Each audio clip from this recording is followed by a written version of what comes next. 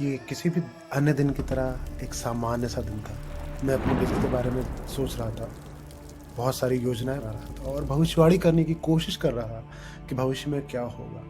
लेकिन भी कुछ अनएक्सपेक्टेड, कुछ ऐसा जिसने मेरी दुनिया को पूरी तरीके से हिला के रख दिया और मुझे वो सब कुछ पूछने पे मजबूर कर दिया जो मैंने सोचा था कि मैं जानता हूँ। दोस्त, मुझे उस दिन वो किताब मिली, फूल्ड बाय रैंडमनेस, जिसने दुनिया को देखने के मेरे तरीके को पूरी तरह से बदल के रख दिया।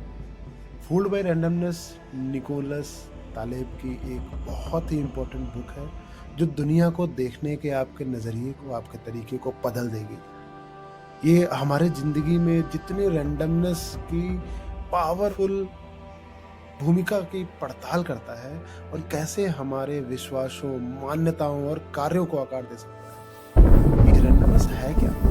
और ये हमारे जीवन में को कैसे प्रभावित करती है? पुस्तक का सेंट्रल थॉट ये है कि हमारी ज़िंदगी में कई घटनाएँ और कई परिणाम कारण और प्रभाव संबंधों के बजाय रैंडमनेस का एक संयोग मात्र होते हैं।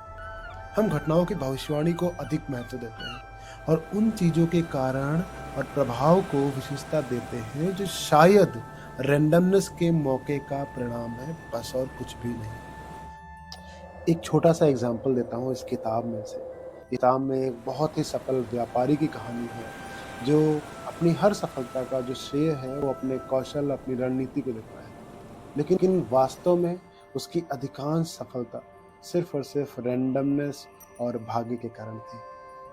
इससे पता चलता है कि कैसे हम अक्सर अपने आप को बहुत ज़्यादा इम्पोर्टेंस देते हैं, अपनी रणनीति को, अपने कौशल को बहुत ज़्यादा इम्पोर्टेंस देते हैं और रैंडमनेस वाली अपॉर्च्युनिटीज़ को बहुत कम आंकते हैं।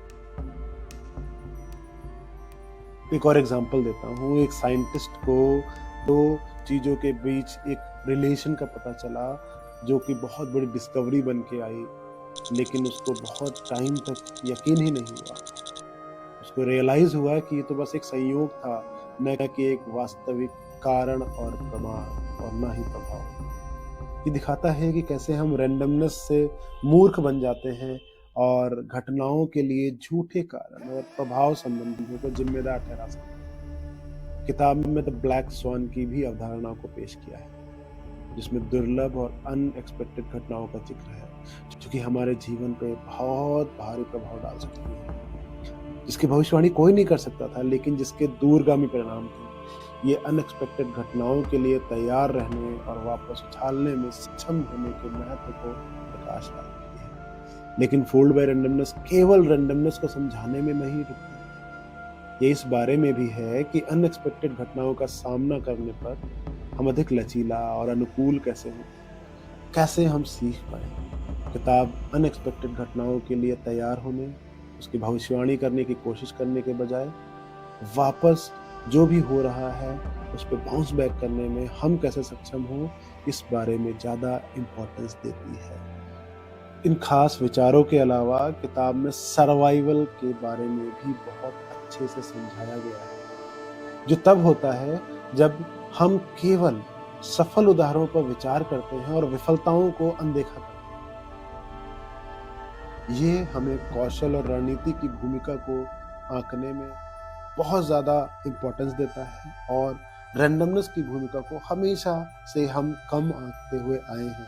एग्जाम्पल के लिए बताता हूँ, हम बिजनेसेस को देखते हैं और उनकी सफलताओं का श्रेय उनके जो भी बिजनेस ओनर हैं, जो भी उनके बिजनेस को बनाने वाले हैं, उनके कौशल को, उनकी स्ट्रेटजीज को देते हैं। जबकि अनगिनत अनगिनत बिजनेसेस ऐसे हैं जिनकी अनदेखी कर दी गई और वो सिर्फ और सिर्फ रैंडमनेस और भाग्य के कारण विफल हुए, वरना उनके बिजनेस ओनर्स में जो कौशल था, जो रणनीतियाँ थी, जो कुछ भी था, वो इन सक्सेसफुल बिजनेसेस से कहीं ज़्यादा था। कभी विचार किया है इस बात पे? किताब निवेश, जुआ, खेल जैसे अलग-अलग क्षेत्रों में भाग्य और कौशल के बीच अंतर को समझने में बहुत महत्वपूर्ण भूमिका निभाती है और ये दर्शाती है कि रैंडमनेस हमारे एहसास से कहीं अधिक बड़ी भूमिका निभा सकती है और कैसे हम अक्सर सफलता का श्रेय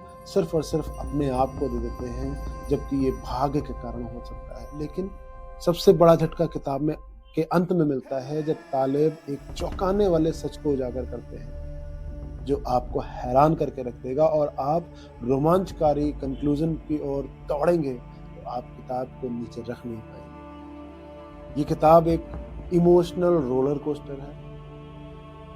इसके अंत तक पहले से कहीं अधिक लचीला और अनुकूल महसूस किया। मैंने अपनी धारणाओं और दुनिया की समझ के बारे में और अधिक आलोचनात्मक होना सीखा और अनिश्चित और रैंडमनेस को गले लगाने के लिए जो अनिवार्य रूप से जीवन के साथ आता है उसको समझा।